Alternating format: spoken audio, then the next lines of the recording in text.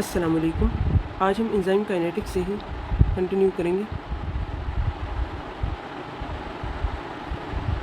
Enzyme kinetics जैसे कि हम प्रीवियसली पढ़ चुके हैं कि मिचाएलिस-मेंटन इक्वेशन जो है वो एंजाइम काइनेटिक्स को समझने में मदद देती है, और ये इक्वेशन हमने डिराइव की थी from the equation enzyme plus substrate goes on to form enzyme substrate complex that yields enzyme plus product, जिसके लिए हमने रेट कॉन्स्टेंट्स K1 के इन्वर्स और K2 डिफाइन किए थे। सो जो इक्वेशन मिचाएलिस-मेंटन इक्वेशन डिराइव हुई है,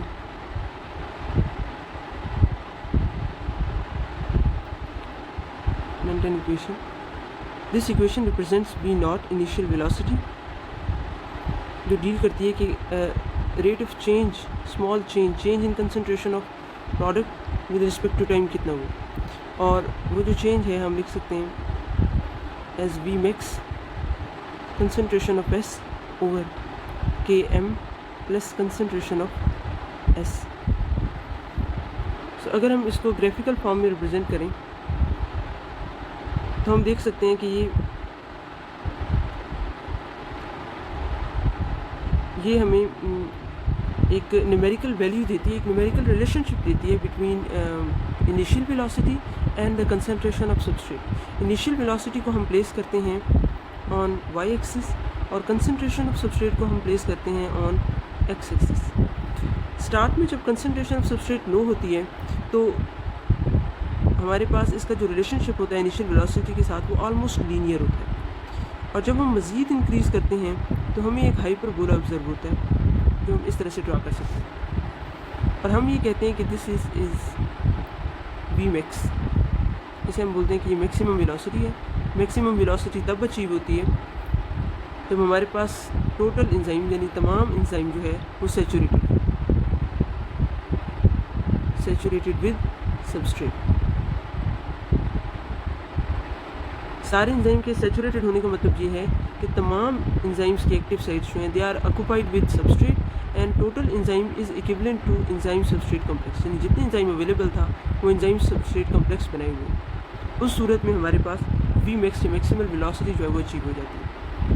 इनिशियल वेलोसिटी का स्टार्ट में जो सबस्ट्रेट की कंसंट्रेशन के साथ लीनियर रिलेशनशिप है, लेकिन जो हम कंसंट्रेशन ऑफ सबस्ट्रेट को बढ़ाते हैं तो वेलोसिटी उसके साथ स्मॉल चेंजेस होते हैं, स्मॉल इंक्रीज़ ऑब्जर्व होता है लेकिन ज़्यादा इंक्रीज़ नहीं ऑब्जर्व होता, और एट वन पॉइंट हम कंसंट्रेशन ऑफ सबस्ट्रेट तो बढ़ा रहे हैं लेकिन वेलोसिटी में वैनिशिंगली स्मॉल चेंज, यानी कि कोई चेंज ही नहीं आ रहा। Velocity is independent of increase in concentration of substrate, और वेलोसिटी समहाउ अप्रोच करती है, approximately approaches maximum velocity. It never reaches maximum velocity, लेकिन अप्रॉक्सीमेटली उसके पैरेलल चली जाती है। तो हम ये देखते हैं कि इन द स्टार्ट जब कंसंट्रेशन ऑफ सबस्ट्रेट लो होती है, when concentration of substrate is low in a system, तो हम ये मान के चलते हैं कि कंसंट्रेशन ऑफ सबस्ट्रेट बहुत ज़्यादा कम है Km से, और ये जो डिनोमिनेटर में Km प्लस S अगर हम करें तो it will almost equal to Km, यानी कि हम इग्नोर कर सकते हैं इस एक्सप्रेशन को, इग्नोर कर सकते हैं सबस्ट्रेट की एक्सप्रेशन को इग्नोर कर सकते हैं क्योंकि कंसंट्रेशन ऑफ सबस्ट्रेट लो है। तो हम इक्वेशन जो है V naught is equal to V max में जो चेंजेस हैं वो देख लेते हैं कि यहाँ पर Km plus concentration of S है, तो ये जो एक्सप्रेशन है it becomes equal to Km क्योंकि सबस्ट्रेट की कंसंट्रेशन बहुत लो है। सो हम ये देखते हैं कि यहाँ पर maximal velocity is a constant, Km जो है इज़ अ कांस्टेंट, ये फर्दर कांस्टेंट्स पर मुश्तमिल होती है, तो वेलोसिटी जो है वो डायरेक्टली प्रोपोर्शनल होती है कंसंट्रेशन ऑफ सबस्ट्रेट की। So this is first order reaction with respect to concentration of substrate, with respect to concentration of substrate.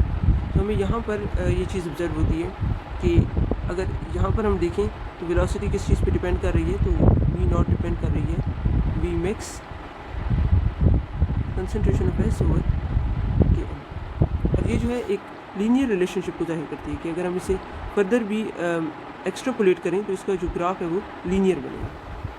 और अगर हम देखें कि कंसंट्रेशन, दूसरी लिमिटेशन को डिस्कस कर लेते हैं, जब कंसंट्रेशन ऑफ सबस्ट्रेट ग्रेटर है,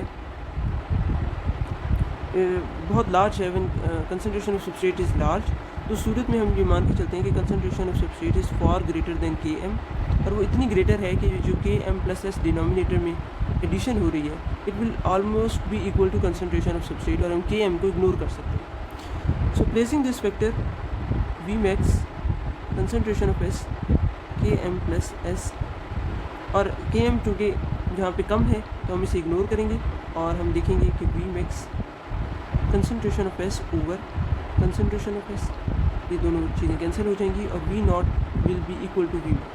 यानी कि जब हम कंसंट्रेशन ऑफ सबस्ट्रेट बहुत बढ़ा देते हैं एट दिस पॉइंट, ये वो पॉइंट होता है जब कंसंट्रेशन ऑफ सबस्ट्रेट जो है फॉर ग्रेटर है Km से, तो उस वक्त हमारे पास V0 is equal to Vmax, V0 Vmax के बराबर हो जाती है, एंड इट बिकम्स इंडिपेंडेंट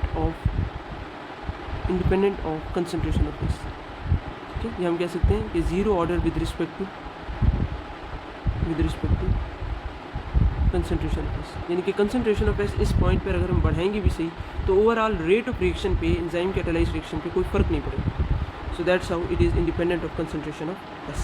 तो हम देख सकते हैं कि जो मिकेलिस-मेंटन इक्वेशन है वो ग्राफिकल रिप्रेजेंटेशन को प्रॉपरली ग्राफिकली इंटरप्रेट की जा सकती है कि हम देख सकते हैं कि जब कंसंट्रेशन ऑफ सबस्ट्रेट कम थी तो ग्राफ बिल्कुल उसके अकॉर्डिंग चल रहा है, और अगर कंसंट्रेशन ऑफ सबस्ट्रेट हाई होती है तो भी ग्राफ उसको फॉलो कर रहा है, यानी कि there is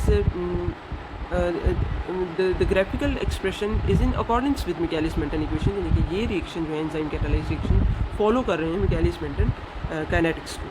so Michaelis-Menten kinetics में हमारे पास कुछ टर्म्स हैं जो बहुत अहम हैं, like Michaelis-Menten constant, this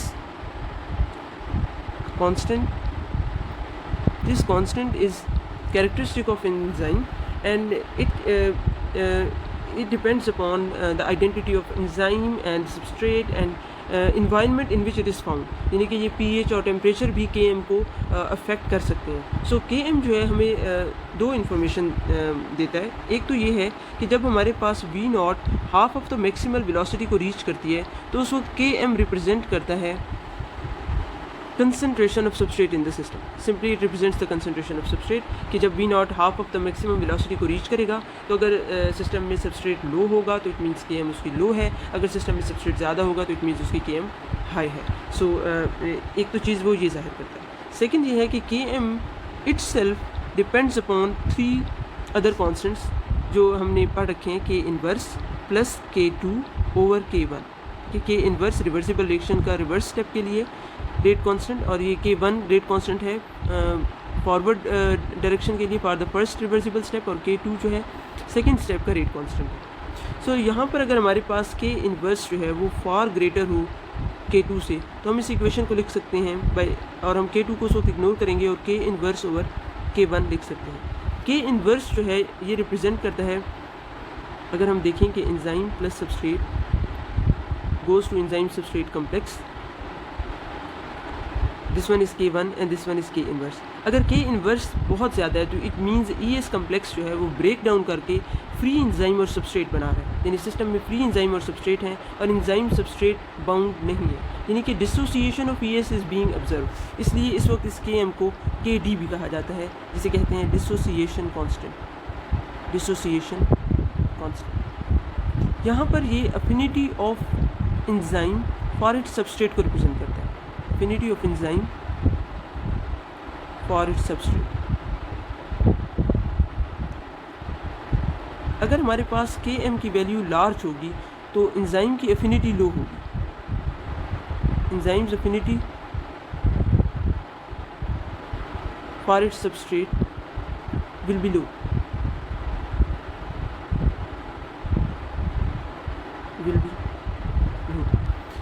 Km large होने का मतलब ये है कि बहुत ज़्यादा अमाउंट ऑफ सबस्ट्रेट चाहिए होगा एंजाइम को हाफ सेचुरेट करने के लिए, तो उस सूरत में हम कहेंगे कि एंजाइम की एफिनिटी सबस्ट्रेट के लिए लो है, इसलिए उसकी ज़्यादा अमाउंट चाहिए एंजाइम को हाफ सेचुरेट करने के लिए, क्योंकि Km जो है वो इक्वल होता है concentration of substrate at its half saturation. ठीक है,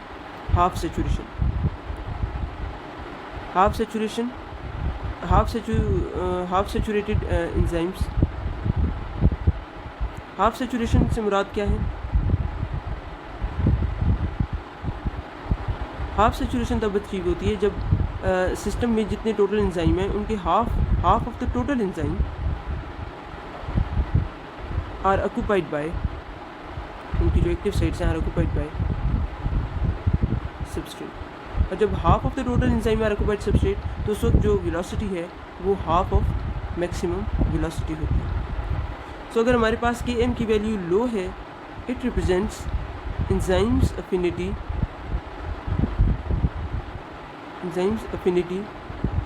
for its substrate is high.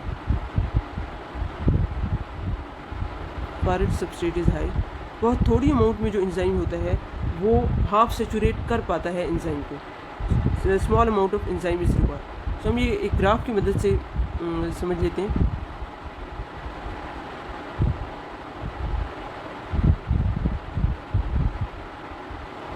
इसमें हम V0 रखते हैं y एक्सिस पर, कंसंट्रेशन ऑफ S को हम रखते हैं x एक्सिस पर, और हम ये देखते हैं कि हमारे पास एक एंजाइम है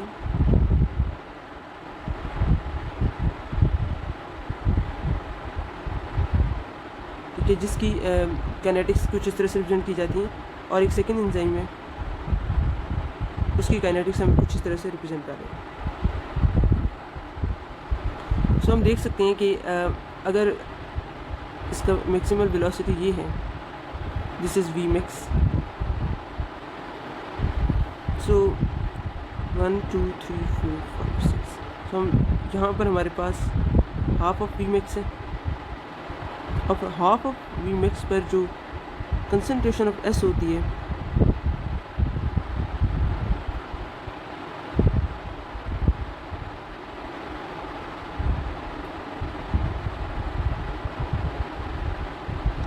वो हमारे पास रिप्रेजेंट करती है हाफ ऑफ पीमेक्स पर जो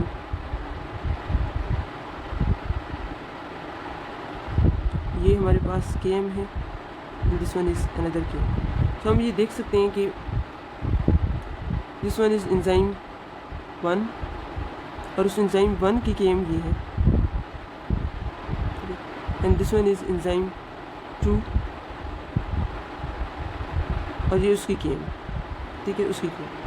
तो हम देख सकते हैं कि एंजाइम 1 जो है उसकी affinity for the substrate is more as compare to enzyme 2, क्योंकि एंजाइम 1 की Km लो है, यानी कि थोड़ा सा सबस्ट्रेट चाहिए, ये कंसंट्रेशन ऑफ सबस्ट्रेट है, ठीक है, तो थोड़ा सा सबस्ट्रेट चाहिए उस एंजाइम को हाफ सेचुरेट करने के लिए। जब ज़्यादा अमाउंट ऑफ सबस्ट्रेट चाहिए उस एंजाइम को हाफ सेचुरेट करने के लिए, तो इट मीन्स उस एंजाइम की उस सबस्ट्रेट के लिए एफिनिटी कम है।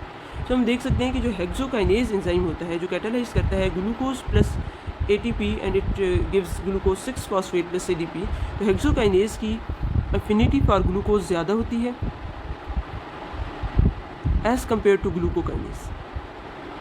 ग्लूकोकाइनेज की एफिनिटी कम होती है और उसकी Km की वैल्यू लार्ज होती है। सो Km हमारे पास इंफॉर्मेशन देता है about affinity of enzymes when K inverse is far greater than K2। Otherwise अगर हमारे पास Km जो है उसके जो फैक्टर्स हैं K inverse plus K2 over K1, और ये एक दूसरे ये कंपेरेबल अमाउंट्स में पाए जाते हैं, यानी K इनवर्स की जो वैल्यू है और K2 की वो एक दूसरे से कुछ बहुत ज़्यादा फ़र्क नहीं है, तो फिर ये कम्प्लेक्स फंक्शन होता है, complex function of rate kinetics का एक कम्प्लेक्स फंक्शन के तौर पर करते हैं। एक सेकेंड टर्म जो हमारे पास इंपॉर्टेंट है दैट इज़ वी मैक्स। और वी मैक्स तब अचीव होती है जब टोटल एंजाइम इज़ सैचुरेटेड, और इसका मतलब ये है कि तमाम एंजाइम जो हैं, ऑल एंजाइम एक्टिव साइट्स जो हैं, all enzymes active sites are occupied by substrate, ठीक है। सो वी मैक्स जो है ये हमने ऊपर वाले एग्जांपल में देखा है is equal to K2 into total enzyme. So जो रेट कांस्टेंट होता है वी मैक्स का उसे K कैट भी कहा जाता है, K कैट इंटू ET, और K कैट जो है it is equal to V max over total enzyme. So what does this K cat represents? K cat represents turn over number, this turnover number can be defined as कि इसमें ये होता है कि एक single enzyme कितने substrates को एक सेकंड में प्रोडक्ट्स में कन्वर्ट कर देता है, ये उसका टर्नओवर नंबर होता है। फॉर एग्जांपल हमारे पास एक एंजाइम है फ्यूमरेज और वो कैटालाइज करता है फ्यूमरेट को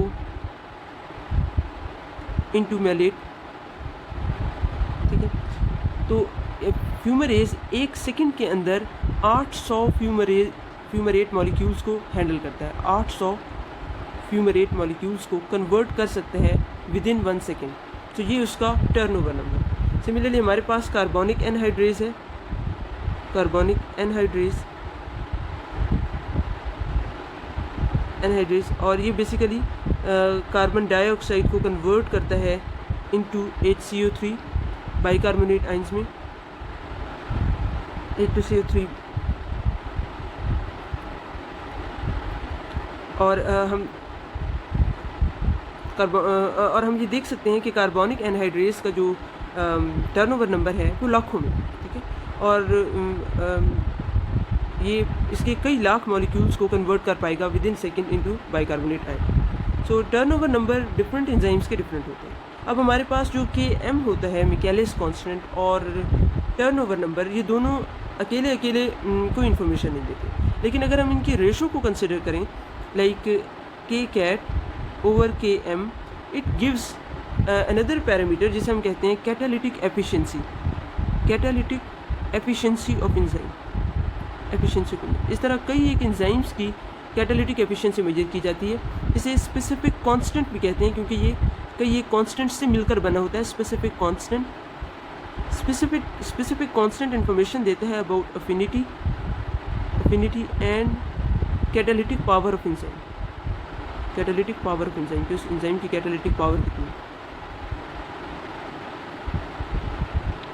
सो अगर हमारे पास ये जो रेशो है इसकी वैल्यू हाई होगी, तो इट मीन्स वो एंजाइम बहुत ज़्यादा एफिशिएंट है, वो एंजाइम हाईली एफिशिएंट है। और अगर कोई एंजाइम 10⁸ to 10⁹ पर मोल पर सेकेंड जो है, पर मोल पर सेकेंड एफिशिएंसी अचीव कर ले, तो वो कैटालिटिक परफेक्शन को अचीव कर लेता है। यूजुअली जो 10⁻³ to 10⁵ तक अचीव करते हैं। लेकिन कुछ एंजाइम्स ऐसे भी हैं जैसे फ्यूमरेज एंजाइम, उसकी कैटालिटिक एफिशिएंसी बहुत ज़्यादा है और वो ये वैल्यू अचीव कर लेता है। सो जितनी हाई वैल्यू होगी इस रेशो की, उतना वो कैटालिटिकली एफिशिएंट एंजाइम होगा। So from Michaelis Menten equation से हम देखते हैं कि किस तरह इनिशियल वेलोसिटी को रिलेट किया जा सकता है with the concentration of substrate.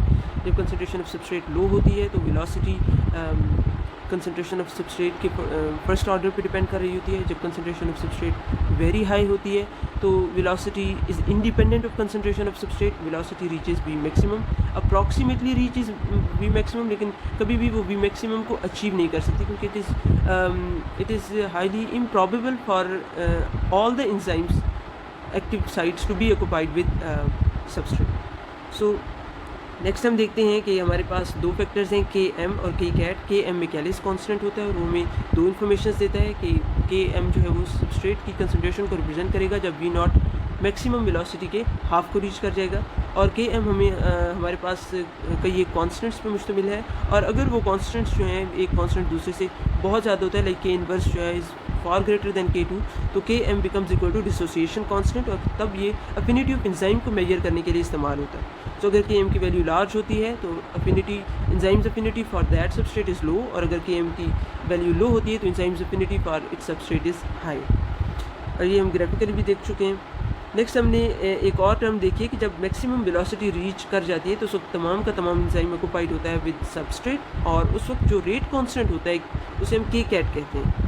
और Kcat जो है it basically represents turnover number. It is the number of substrate molecules that are catalysed by single enzyme in a unit time into products, कि एक enzyme एक second के अंदर कितने substrates को हैंडल कर सकता है। जो जितनी सबस्ट्रेट्स को हैंडल कर सकता है उतना उसका टर्नओवर नंबर ज़्यादा होता है। सो हम इस तरह से एंजाइम्स के टर्नओवर नंबर से आइडिया लगा सकते हैं।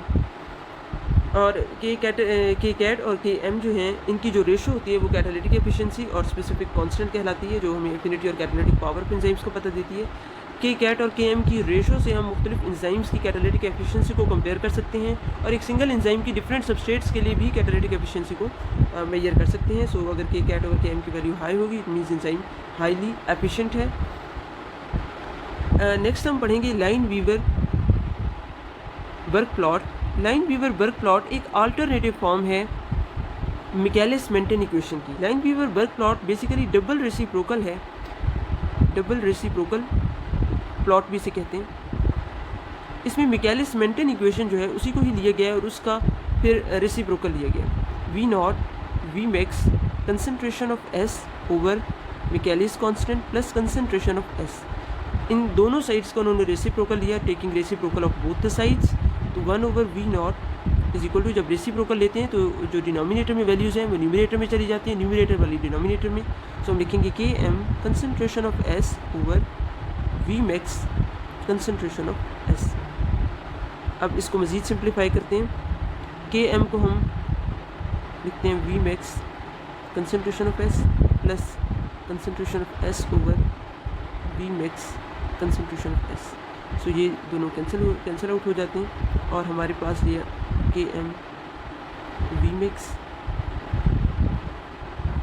Plus 1 over V max 1 over V naught. अब हमारे पास ये जो इक्वेशन आ गई है ये एक लीनियर इक्वेशन है जो बिल्कुल y is equal to m x plus c के बराबर है। y ये वेरिएबल है जो y एक्सिस पे हम लिखेंगे, m स्लोप को रिप्रेजेंट करता है, x ये वो वेरिएबल है जो हम x एक्सिस पे लिखेंगे, c इंटरसेप्ट होता है, इंटरसेप्ट ऑन y एक्सिस।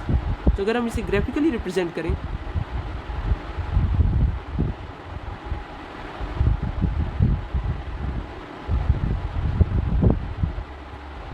तो हम देख सकते हैं